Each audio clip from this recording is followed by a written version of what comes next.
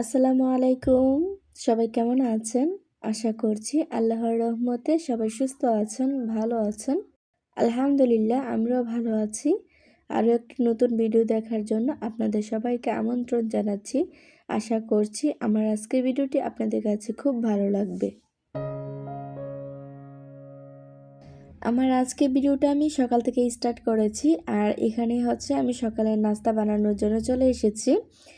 আর এই তো সকালের নাস্তাগুলো বানিয়ে নিচ্ছি। সকালের নাস্তার জন্য নিয়ে নিয়েছি পাউরুটি, আর পাউরুটিগুলো কিন্তু আমি টোস্টার দিয়ে টোস্টার করে নেব।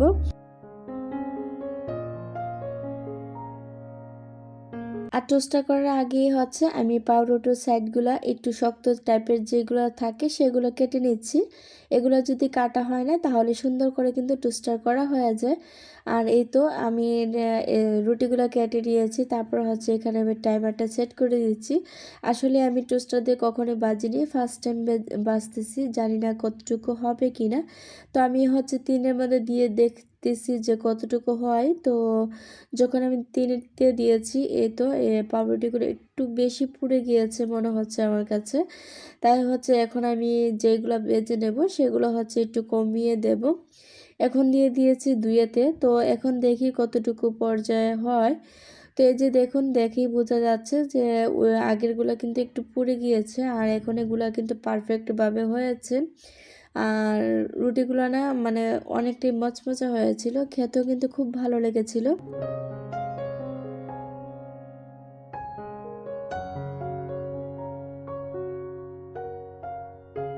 সাথে হচ্ছে এখানে আমি একটু কফি করে নিয়েছি, তার জন্য হচ্ছে আমি এখানে কিছু কফি নিয়ে এখন হচ্ছে ফুম করে নেব। আর ব্ল্যাক কফিটা না আমি একদমই খেতে পারি না, খুব খারাপ লাগে। তাই হচ্ছে আমি মিষ্টি কফিটা খেয়ে থাকি। আমার কাছে এই কফিটা বেশি ভালো লাগে। তো এই তো আমি কফিটাকে ফুম করে নিয়েছি, আর হচ্ছে কফিটা করে নিয়ে হচ্ছে সকালে ব্রেকফাস্টটা সেরে নেব। ভিডিওর সাথে কেউ আছেন কিনা জানি না, কেউ থেকে থাকেন লাইক দিতে ভুলে যান, প্লিজ একটা লাইক দিয়ে দিবেন। আর আমার চ্যানেলে যদি কেউ নতুন হয়ে থাকেন চাইলে আমার চ্যানেলটি সাবস্ক্রাইব করে রাখতে পারেন। পাশে থাকা বেল অল অপশনে ক্লিক করে রাখবেন, এতে করে আমি যখনই ভিডিও ছাড়বো সাথে সাথে নোটিফিকেশন পেয়ে যাবেন। আর আপনি যদি এই কাজটা আরও আগে করে থাকেন তাহলে আপনাকে অসংখ্য ধন্যবাদ।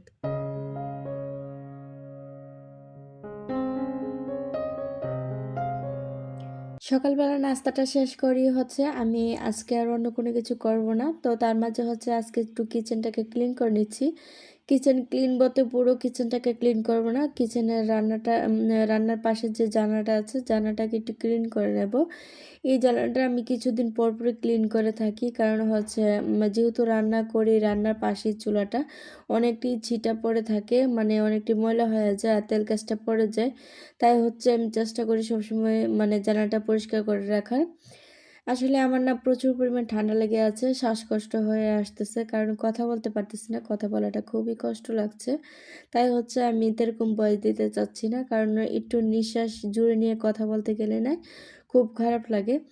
তো এই তো আমি ফাইনালি হচ্ছে আমি জানালাটাকে পুরোটাকে ক্লিন করে নিয়েছি, আর যে পানিগুলো লেগেছিল সে পানিগুলোকে এখন পরিষ্কার করে নিচ্ছি। অনেক দিন ধরে না আমার আপুদের কমেন্ট পড়া হচ্ছে না, তো চলুন আজকে কাজ করতে করতে আমি আমার আপুদের কিছু কমেন্ট পড়ে নিই।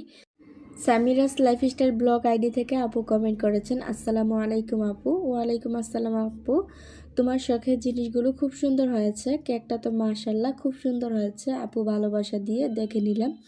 থ্যাংক ইউ সো মাচ আপু এত সুন্দর করে মিষ্টি করে একটা কমেন্ট করার জন্য। মম লাইফ সাদিয়া আইডি থেকে সাদিয়া আপু কমেন্ট করেছেন, মাশাল্লাহ আপু সুন্দর কিছু কথা শেয়ার করলেন, শুনে খুব ভালো লাগলো। প্রিয় মানুষকে বিদায় দেওয়া খুব কষ্টের, ভালো থাকবেন। থ্যাংক ইউ সো মাচ আপু এত সুন্দর করে মিষ্টি করে একটা কমেন্ট করার জন্য, তোমাকে অসংখ্য ধন্যবাদ আপু। মুনতাহার আম্মু লাইফস্টাইল ব্লগ আইডি থেকে আপু কমেন্ট করেছেন, আমার গুণবতী আপু খুব সুন্দর করে মুরালি বানিয়ে নিলে, ভাইয়াকে বিদায় দিয়ে দিলে, পরের দিন একটা কেক বানিয়ে নিলে, কেকটা কিন্তু খুব সুন্দর হয়েছে, তোমার অনেক গুণ আছে গো আপু। থ্যাংক ইউ সো মাচ আপু, এত সুন্দর করে একটা মিষ্টি করে কমেন্ট করার জন্য। আপু আসলে আমাদের এরকম কোনো কিছুই গুণ নেই, যা একটু দেখতেছো এই তো, যতটুকু পারি ততটুকু তোমাদের মাঝে শেয়ার করার চেষ্টা করি, আশা করি ভালো লাগবে, তাই ভেবে শেয়ার করার চেষ্টা করি। আসলে সবার মধ্যে প্রত্যেকজনের মধ্যে কিছু না কিছু কিন্তু গুণ আছে, কেউ দেখায় কেউ দেখায় না। তো আমাদের মাঝে যেটুকু আছে সেটুকুই কিন্তু আপনাদের মাঝে শেয়ার করি, কারণ যেহেতু লাইফস্টাইল ব্লগ আমরা প্রতিনিয়ত কিছু না কিছু করে থাকি, সেগুলো আপনাদের মাঝে শেয়ার করি।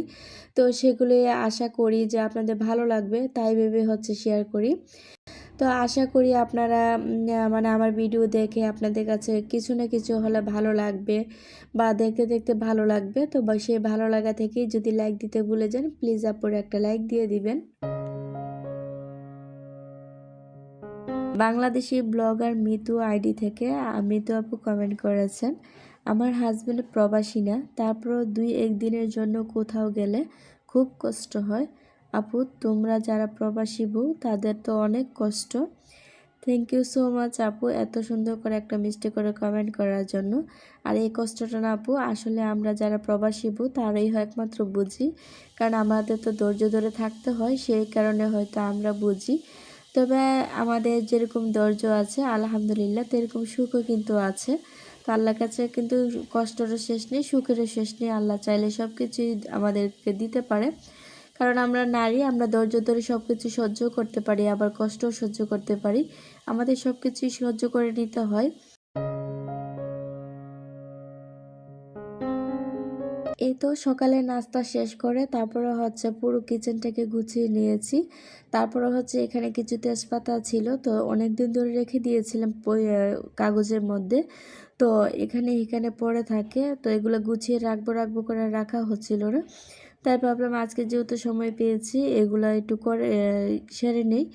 তো এই তো তেজপাতাগুলো কেটে গুছিয়ে রেখে দিয়ে তারপর আমি আমার রুমে চলে আসলাম।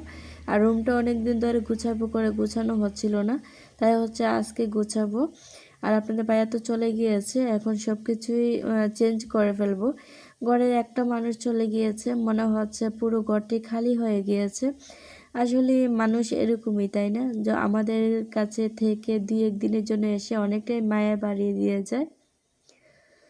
তো এই তো আমি 2টা ফ্রেম এনেছিলাম, তো গত ভিডিওতে হয়তো আপনাদেরকে দেখিয়েছিলাম, তো সেগুলো আজকে ওয়ালের মধ্যে লাগিয়ে দিয়েছি। তার মধ্যে বেডশিটটাকে চেঞ্জ করে নিচ্ছি।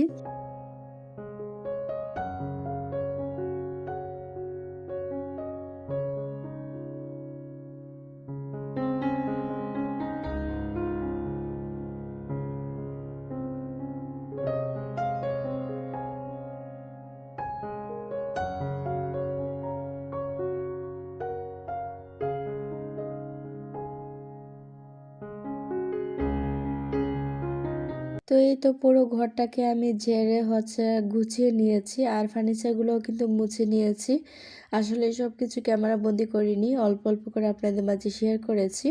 তো এই তো ফাইনালি আমার পুরো ঘরটাই গুছানো শেষ হয়ে গিয়েছে। তো গুছানোটা কেমন হয়েছে অবশ্যই কমেন্ট করে জানাবেন, আর কেউ লাইক দিতে ভুলে গেলে প্লিজ আপনারা একটা লাইক দিয়ে দিবেন। আপনাদের একটা লাইক আমার ভিডিওটা অনেক জায়গায় পৌঁছে দিতে সাহায্য করবে।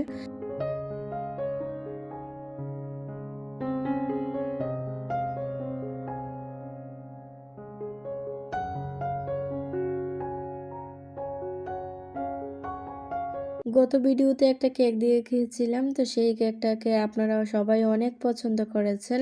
তো এখানে আরেকটা কেক বানিয়ে নিয়েছি, এটা চকলেট কেক বানাবো। এই চকলেট কেকটা না আমি আমার শ্বশুরবাড়িতে নিয়ে যাব। আসলে সবাইকে বলেছিলাম আমি যখন বাড়িতে যাব তখন না সবার জন্য একটা কেক বানিয়ে নিয়ে আসব। তাই আজকে আমি এই কেকটা বানিয়ে নিচ্ছি, আর এই কেকটা বানিয়ে আমি আমার শ্বশুরবাড়িতে নিয়ে যাব।